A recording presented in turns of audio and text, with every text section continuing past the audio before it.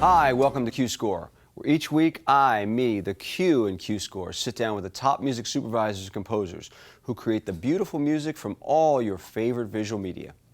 As it's award season, it has been hectic with a capital H. Between the Golden Globes, where U2 won Song of the Year, by the way, who is that guy with Edge? I don't know.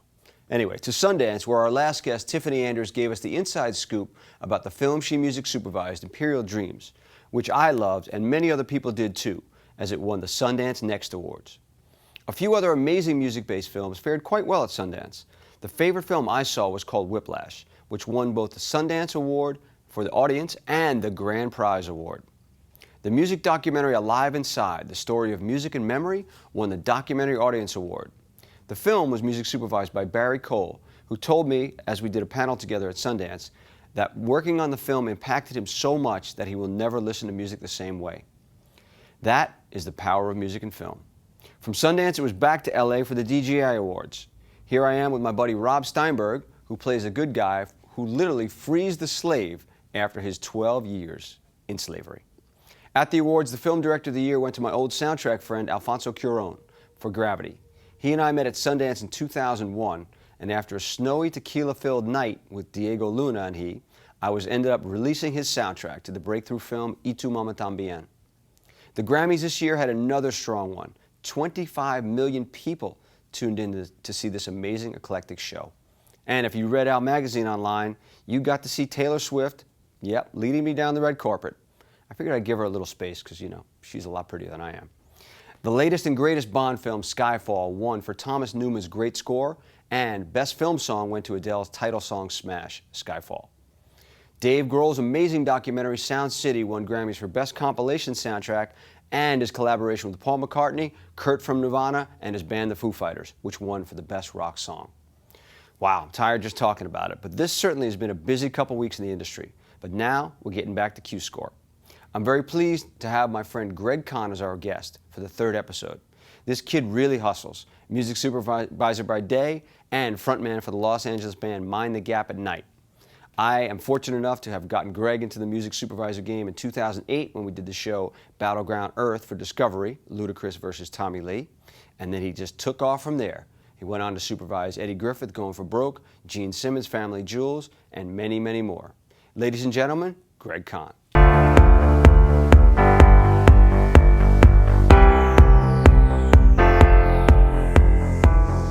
Hello, welcome back to Q Score, and our guest, Greg Cahn. Welcome back, kid. Q, baby.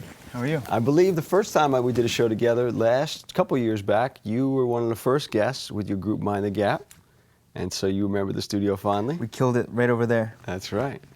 But now you're basically classic multitasking, doing, running a band, and also music supervising a lot of big shows. So talk about some of the new things you're working on right now with the R&B Divas. Tell us about those. I'm supervising R&B Divas. It's a lot of work musically. It's a music-based show. You got two different seasons. You got Atlanta and then you got LA. So in the Atlanta side we got Kiki Wyatt, we got Selena Johnson, we got Monifa, we had Faith Evans. On the LA side we have. We had Kelly Price last season. We have Chrisette Michelle this season. We got a bunch of divas. We got a bunch of stars who, still have it. They still are hungry. They still, want to, cut their way into the industry. Nowadays, still, they're still top of their game. So for us, it's a great thing to music supervise because we're clearing Shaka Khan, big live performances like Essence Festival in New Orleans. We're clearing tons of Stevie, great material. So for me, it's kind of a I'm knocking out of the park in terms of having a music-based show to music supervise instead of just something where it's sure, because reality TV is normally not that musical. Right? It's more like dramatic. Yeah, you use a lot, in the past you used a lot of library cues. This is a real growth moment for you because as we've talked about, you're actually having to deal with all the publishers and clearing major copyrights. So talk about that aspect of how you clear copyrights for some of these big songs that help make the base of the show. on a small budget? What's the process that you go through? The good thing for us is, you know, with R&B Divas, TV1 is the network, and what's great about them is that, you know, they're pretty limited in the broad, you know, in the rights that they're asking for. So, you know, instead of having to clear, you know, full broad rights, you know, 10 years or world or, you know, imperp or something, you know. Meaning perpetuity, meaning you have to have that song forever, which those rights are much harder to come by, correct? Yeah, and the budget's going to be right. You know, way higher. So, you know, I'm asking for 5 years. I'm asking for North America. So I'm asking for all limiting TV. your rights. So limiting our rights, that's the first thing that's huge for me, because it really shrinks down the quote. So, right. You know, whereas a song like Stevie Wonder, you know, artists like Stevie Wonder or Shaka, where I wouldn't normally ever be in budget, now all of a sudden, because I have limited rights, the quote is, you know, 3K, 4K, and I could work with that. Right. So, you know, spread over a series where I got eight episodes, I got tons of performance pieces. I can clear 30, you know, 25, 35 songs in a series and stay within budget, even though I still have, you know, monster songs. And how are you getting the songs recorded? Are they recording them by the artist live? Are they doing it in the studio? What's the process, and how much do you get involved in it? It's a cool process. I mean, for the most part, it's a lot of live performance. It's a lot of studio. So, you know, half of the season you'll see these girls create in the studio with, you know, producers like, you know, Music Soul Child. You know, all quality. I mean, all quality stuff. You know, those songs are, you know, they're a little bit more lenient because they're being created for the series. So right now they really don't exist. So I don't even, you know, I don't have to pay much on the front end. You know, but then on the performance side, you know, every girl has, you know, they all want to pick, you know, their best and strongest songs. So, you know, they all want to sing Etta James. They all want to sing the, you know. At Last is a must clear, right? And I cleared that first season in New Orleans for their big Essence Festival, and, you know, I stayed with them. I mean, I got to clear it. The performance was a knockout. Selena Johnson did that song. It was great. I work with Selena Johnson at A&M. She's a killer. Her father is a wild man. Syl Johnson. Did he show up? He showed up. He did show up. He showed up, and he did not take any legal action against me. What was it? Why would he take legal? He's been known to get sampled tons. So, you know, he goes after anyone and everyone. But you know, I don't blame him. I mean, he's got a lot of material. He's got, you know, he's a legend. Was he in a group, Syl Johnson, or was he solo? I think he's back and forth. I mean, he had a group, but he's a monster guitarist. Yeah. Yeah, it's funny. And so some of the other stuff you did, you know, more of the traditional stuff, Marriage Boot Camp, Bridezilla. Talk about that process, because that's a different process than R&B Divas, right? Yeah, you know, Marriage Boot Camp, it's cool because, you know, we have custom scoring going on, so I'm working with 2 different composer teams. You know, that is very specific. It's house reality, very orchestral, you know, dramatic tension, you know, quirky comedy. So, you know, we're really playing off, you know, the characters' movements and the characters' personalities. So, you know, really we're scoring that, you know, to picture. And so my job there is just, you know, sitting with the editors and sitting with the EPs and, you know, scoring it like you would like a film. Mm-hmm. You know, not much popular song, but just a whole different, you know, clearance side of, you know, getting songs that, you know, that the production company can have a little piece in, and, you know, that composers can have ownership to. And how do you pick your composers? How does that process work? You know, with Marriage Boot Camp, I'm working with 2 different composer teams. One is a great company called Extreme Music, and they have, you know, they're in bed with Hans Zimmer, so they now have, you know, tons of different composers, tons of different studios. So, you know, we work with them and pick, you know, the one composer that we felt was right for our show. Mm-hmm. They have a studio called Bleeding Fingers that they're launching, and this is one of their first projects with Bleeding Fingers. So it's been a great experience with them. And then on the flip side, I kind of wanted to go away from the big, you know, composer team studio essence and go with something, you know, someone who's, you know, more individualized and has their own thing. So I'm working with this guy, Tommy McWilliams, who was recommended to me, and I mean he's been great. He again following our request of story, and he's nailing it. So I think in the end, having this with Marriage Boot Camp, I think that the company's gonna be very happy with. They're gonna get a lot of mileage because they're gonna own these cues outside of just the series itself, and they can have these these songs for any other pitches, right. pilots, series that they go to that they go with. And as a musician with your own band, how much have you worked to write stuff to picture? We've had a couple great opportunities recently. I'm working on a show called Preacher's Daughters for Lifetime. It's a hit series now. It's season 2.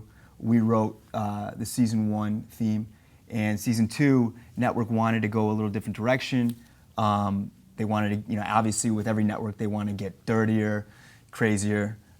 So we had to go back in the studio and kind of reformat the whole tone of the piece. So it was an interesting process. We wrote about 6 different pieces, one of which thankfully worked, and I love writing a picture because it's telling a story in 30 seconds. Right. So you've been able to, like I said, to do both, not only just for your shows, but write the picture for other movies. Talk about the big film last year that came out, the Lionsgate film, Youre Next, and that process. That's amazing. I mean, the numbers continue to go up. We had an opportunity through you music supervised that fantastic film. I love it. Yeah, there was this incredible, obscure 70s song that no one really had ever heard of. And you have a genius director who has a vision, and he felt like putting it in the the end of the movie. Well, actually, he used it throughout the movie. It's a major motif in the movie. He uses the original. This is the movie Youre Next in the song Magic by Dwight Twilley. Yeah. Which actually Tom Petty was a guitarist in the Dwight Twilley band originally.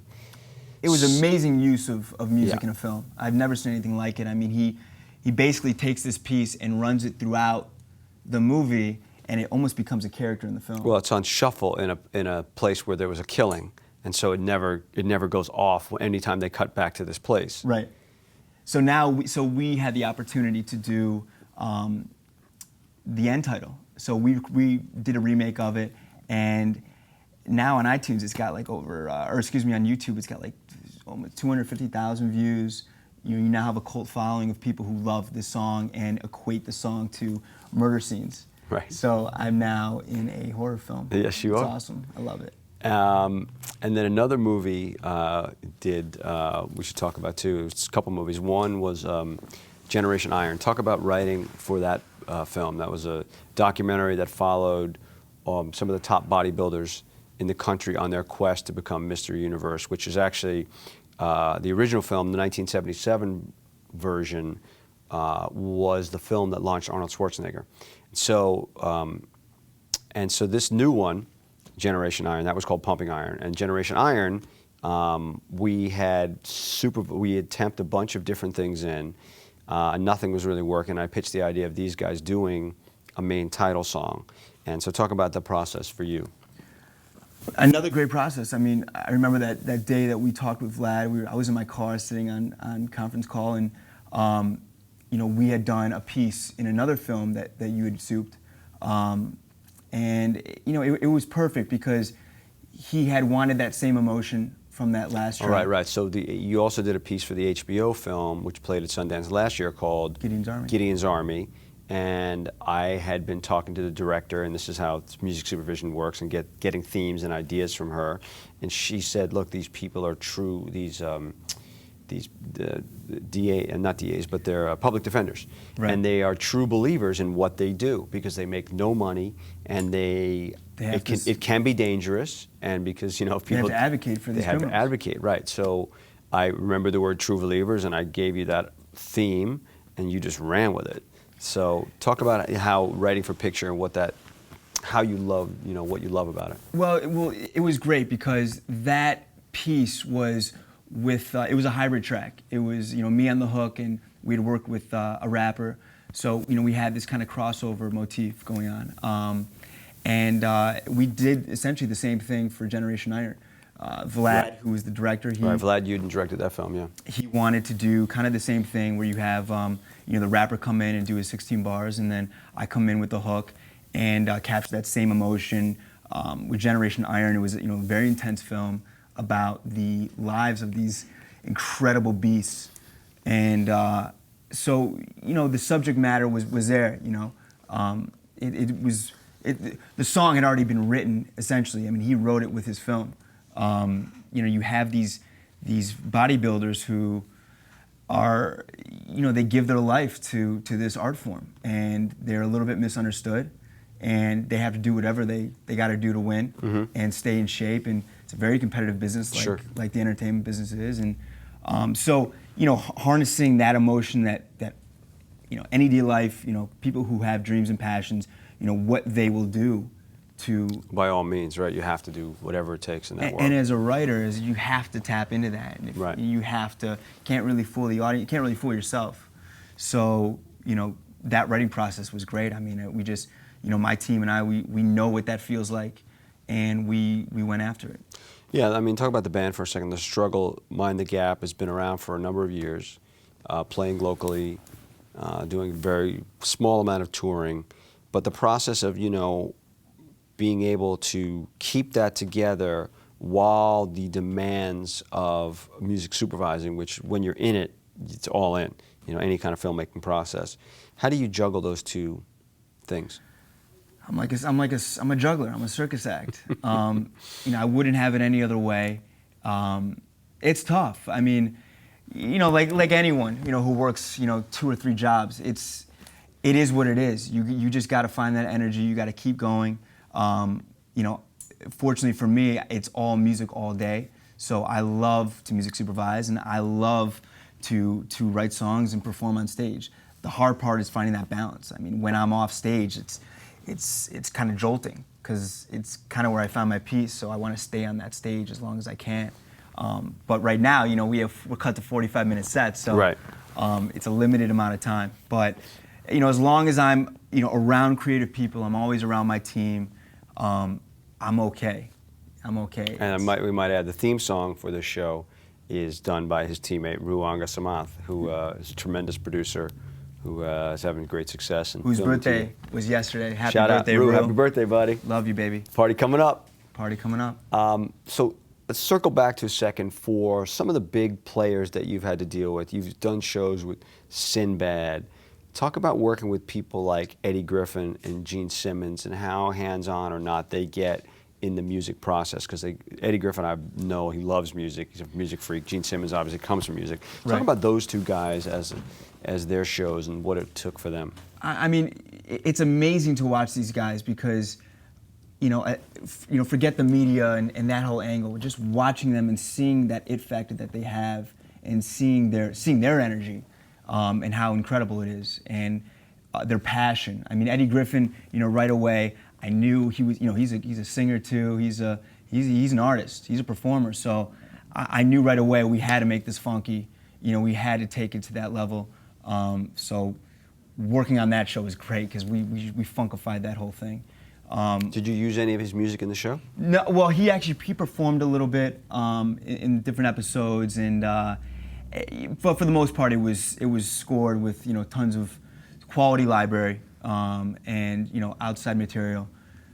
Gene it's a whole different beast because you wanna put in a lot of rock, but it's not Kiss, so you have to. There has to be a level where it's good enough for him. He watches a lot of he watched a lot of the cuts in the screenings. So if there was something that stood out to him, it was on me and the editor to fix it quickly.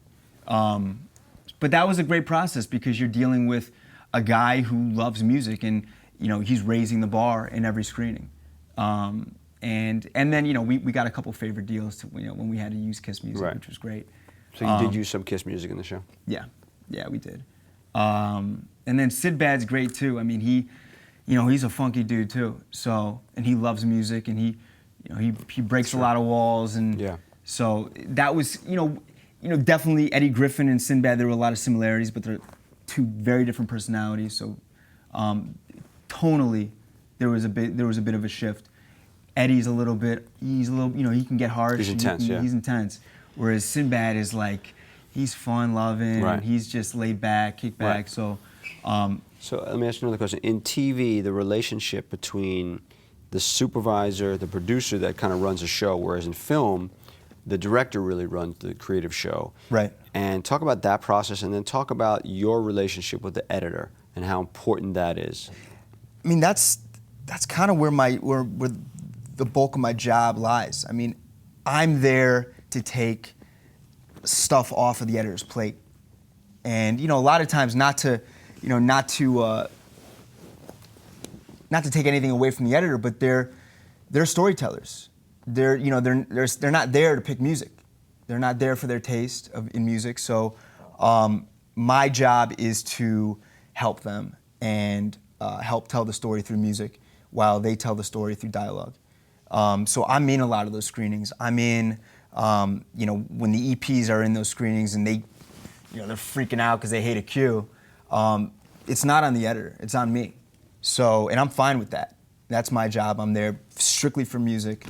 And that's why I think I can live with some of the reality TV that I work on, because, I have really no attachment to the content. My emotions lie strictly on how it sounds, and if it helps the scene, and if it helps, people who are, sometimes non-actors with many times non-actors. Right. If I can help them and help the story move along through music, I'm okay. So I'm for good. you look at it in a purest form of you're trying to better the shows. Absolutely. Because the better the music, theoretically, the better the show. Yeah, absolutely. And the producers want to spend as little money as possible and get the best possible music. Yeah. I want to tell a story how when we were doing the show Battleground Earth with Ludacris and Tommy Lee, the producers wanted to use the Scorpions like a hurricane, which was unaffordable to get both the master and the sync. And then I said to them, well, Greg can sing it. And they're like, what are you talking about? He's your PA and he's your coordinator. I was like, no, he can sing it. Give him a chance. And so we were able to clear the publishing, and that night you went and knocked out a faithful version to the Scorpions' Rock Me Like a Hurricane with a little modern flavor, brought it in, played it for the producer, and they were like, who's this? I was like, that's Greg. Told you in his band. You got your coffee about an hour ago. The guy was getting your coffee, just rocked you like a hurricane. And saved you about $4K. Right, and he was like, what? And then after that, how many songs you end up doing in that show? I did like 7 or 8 songs in that show. So the ability to Saved them about $30,000. The ability to be both a music producer and singer and coordinate everything and put it all in is a great double slug. Absolutely. So let's talk a couple things coming up. So you have a record coming, right? Tell us about that a little bit. I'm stoked. We finally finished this new EP that we've been working on for forever, it feels like. It's called Youth. It's an eclectic record. It's very electronic. It's very, it touches a lot of different styles. It's very, there's some 80s elements to it, 80s classic rock. There's some like 90s backbeat hip hop. It's all over the place, but it works because, my team, Alex, Rue, and Ozzy, we all come from such different backgrounds, and when we when we put this record together, we talked in the pre-production process. We said there were no rules, but we're all, putting in, 100% here to try to make something that we feel comfortable doing, but throwing in a lot of different tastes and kind of bending, the rules a little bit in terms of structure and genre. Sure. And we feel really excited about it. It's going to drop on February 1st. It's called Youth. It embodies every youthful emotion that you can think of, from old to young. One of the songs, which is super dear to me, is called Move. It's about my grandfather, who Saul Driddle, from Elizabeth, New Jersey, who still works at 85 years old. And it's just about, it's about the moment you stop moving is kind of like the moment you die. So you got to keep moving. And you gotta stay youthful no matter how old, how young you are. Amen to that, brother. And so when you create music, because you're in this music supervision world, and Rue has gotten such good business also from film and TV, do you write with a cinematic approach? Yeah, I mean, I guess I do. I guess now because of working in film and TV so much, I really see it. You know, I kind of visualize it much more than just writing verse and chorus. I feel like that's kind of the approach now, is everything, we live in a visual world now. So if you're a little bit ambiguous, for me, if I'm a little bit ambiguous, I'm not pulling out enough of that emotion. I have to see it visually, and it has to be, in my mind, for me to be okay with the song, it has to be grandeur enough for me. It has to live large. Right. And then going on stage, it's that's when you really make it come to life, and you really paint that picture on a performance level. Right. I've always felt like I'm kind of a clown when I'm up on stage. Yeah, you definitely put a lot into it when you're up there. Yeah. I want to work for Cirque, by the way. Speaking about performance, you have an interesting gig coming up that you can tell us about, but we can't come to, right?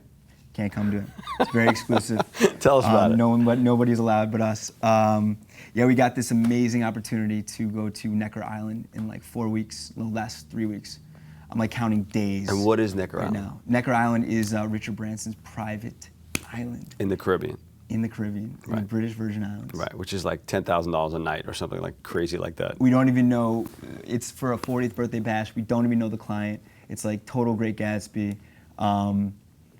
They may have me perform in underwear in a blindfold. I don't know, but all I know is take pictures. But all I know is I'm gonna go there and I'm gonna just you're gonna rock it. That's what you do. Kill it in paradise. I'm so excited. It's great. Well, thank you so much for coming back, man. Always great to chop it up. I love you, baby. For more Q Score, please check us out at emPOWERme.tv to find out what goes on behind the curtain and how the film and TV music gets made. It happens right here. Tune in.